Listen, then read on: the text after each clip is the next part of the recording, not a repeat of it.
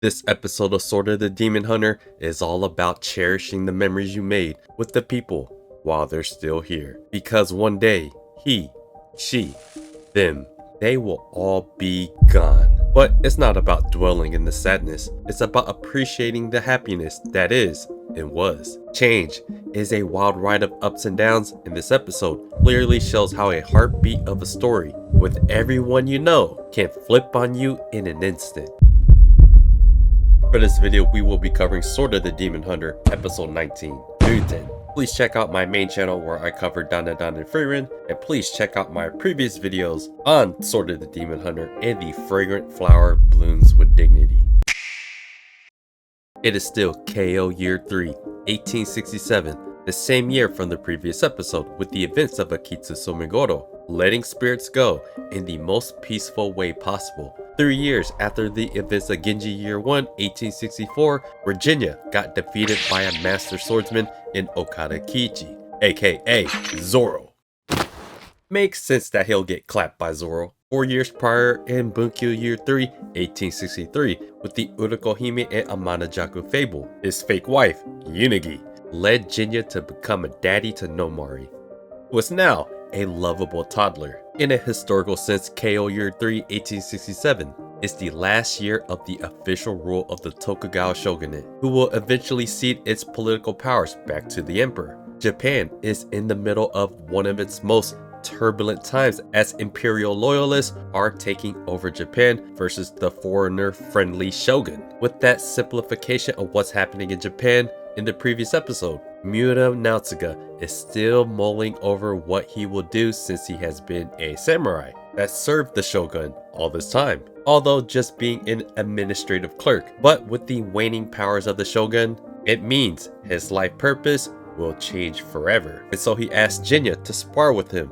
after he leaves Somegoro, and this is where the episode begins, after showing Jinya slaying some more demons and coming home to a soundly sleeping Nomari. As expected, Jinya has an advantage over Mura because of having much more experience of getting his arm chopped off and being spared by Kijin, compared to Mura, who hasn't had to do much as a samurai.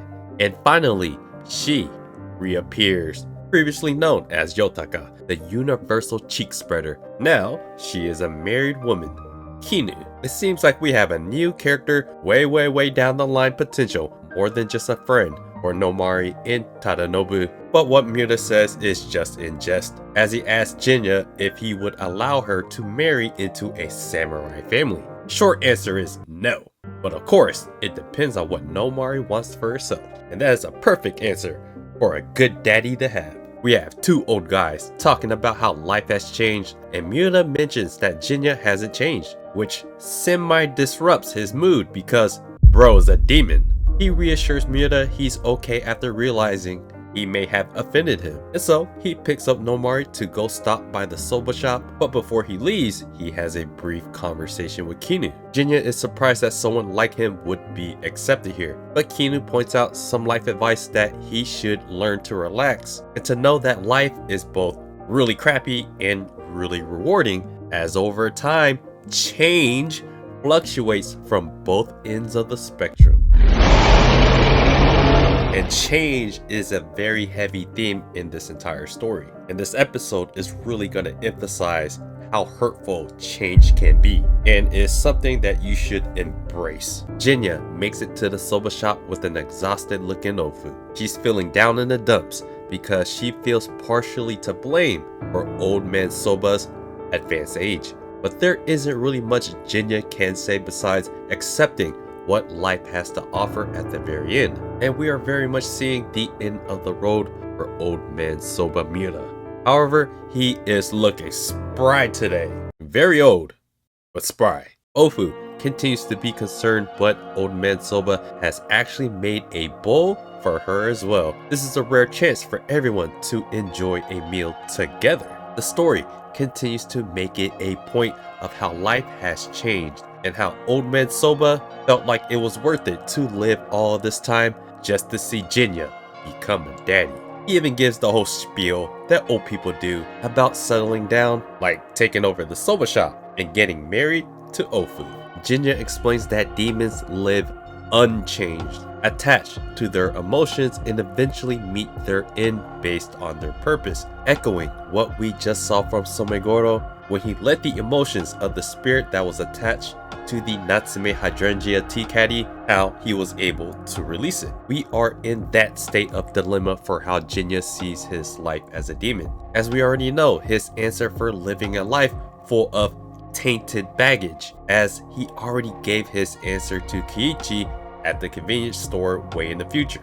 Jinya feels how life is fleeting, and that the life he is building now is something that takes him away from his true goal of likely seeking out Suzune. Life right now is more of a detour that he will eventually have to leave behind. These are all the things that are swirling in his head as he starts to dwell within his uncertainty. It's why he does admire Kiichi for living his life solely based on the sword, at least back then. Old Man Soba does point out the fact that the life he is living now and all the attachments he's made, that includes all of them, does mean something to him, since he hasn't left it all behind yet.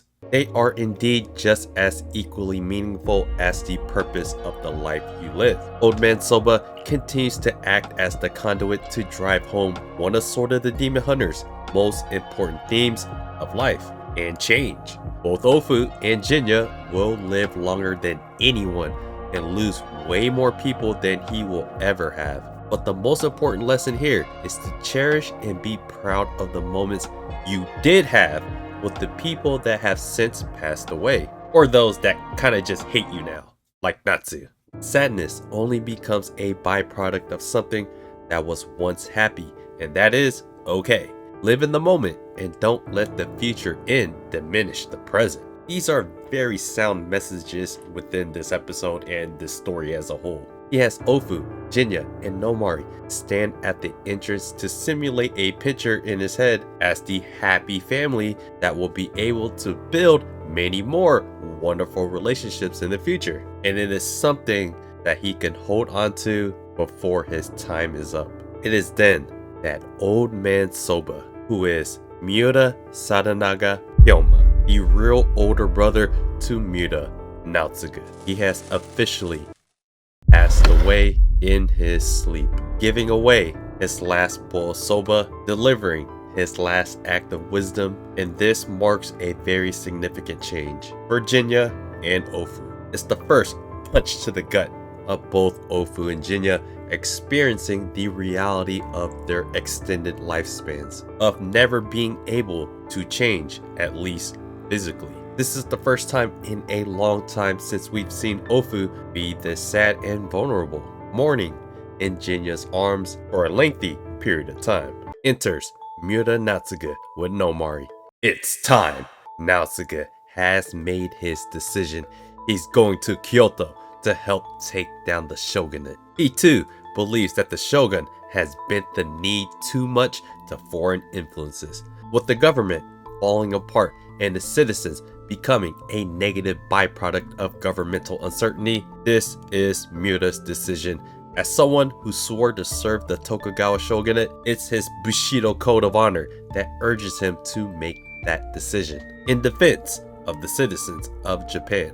Inu has agreed to go along with Naotsuga to Kyoto to help bring forth a better future of Japan. And to celebrate Naotsuga's decision, all of them decide to go out, including Nomari and Ofu, to enjoy the day with some light drinking on Jinya. However, a fight teased since the very beginning of his introduction, Tsuchiura arrives to share some concerns about some rumors that involved a samurai stealing official documents, in which it can only be an administrative clerk that could have done it. One subtle observation of Tsuchiura of overhearing Jinya's conversation is that they were going to go to Kyoto, in which Tsuchiura acknowledges that Jinya is still living kind of this flip-floppiness, like how Jinya expressed earlier his concerns and confliction over the current life he lives on a cloudy day and out in the middle of the streets with tons of NPCs running for their life. Tsuchiura reveals his real form to Yeet Naotsuga. Jinya deflects Tsuchiura's attack and tells Ofu to take Nomari and go hide. He tells Mura to do so as well, but he is the cause of the attack. But on second thought, he eventually runs away to allow the demon hunter to fight against the demon.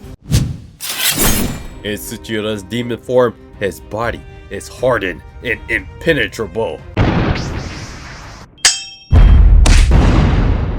With Jinya facing another Kichi situation, Mura Naotsuka appears to defend his friend. Unlike the Kichi situation, Jinya thinks about all the things he wanted to protect but couldn't, and was not about to let another situation like those occur again. As he reaches deep, it turns into a demon and shoots a sky edge. Speaking of a metaphorical punch to the gut from old Man Soba's passing, here's a literal one! For the first time, Naotsuka witnesses Jinya in his demon form and absolutely terrified. Jinya tells him to run away, but he ends up momentarily shell-shocked at what Jinya looks like and proceeds to run away, what looks like to be the both of them. Tsuchiura, seeing this, decides to end the fight.